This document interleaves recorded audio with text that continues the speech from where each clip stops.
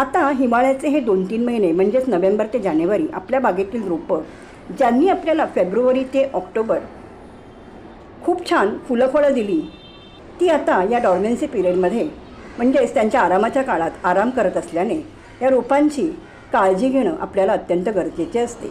कारण या डॉर्मेन्सी पिरियडमध्ये रोपं मातीमधून कुठल्याही प्रकारची अन्नद्रव्य शोषून घेत नसल्याने मातीमधून जर आपल्याकडून अनावश्यक खतं दिली गेली तर आपली रोपं मुळांपासून खराब होण्याची दाट शक्यता असते आणि म्हणूनच प्रत्येक बदलत्या ऋतूमध्ये रोपांसोबत मातीचीही काळजी घेणे आवश्यक असते.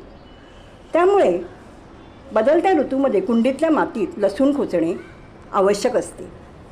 लसूण खोचल्यामुळे आपल्या रोपांना मातीतून त्रास देणाऱ्या तसेच बाह्य उपद्रवी जीवांचा त्रास होत नाही.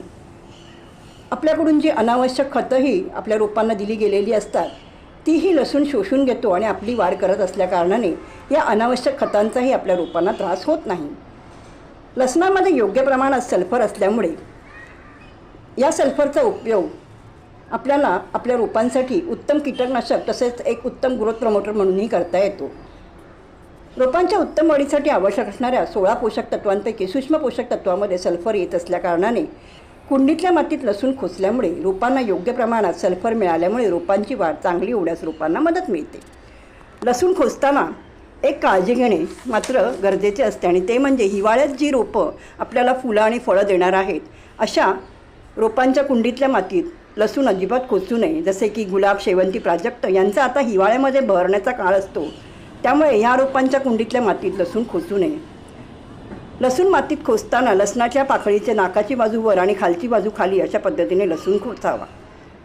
8 ते 10 इंचाच्या कुंडीसाठी 2-3 लसणाच्या पाकळ्या खोचाव्यात.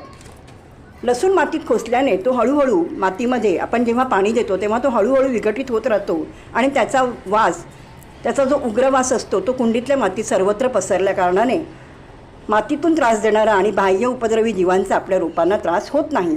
मातीचा पोत सुधारतो, माती ॲक्टिव्ह होते आणि मातीचा पोत सुधारल्याने रोपाची मुळं सुदृढ होतात आणि आपोआपच आपली रोपंही सुदृढ होतात.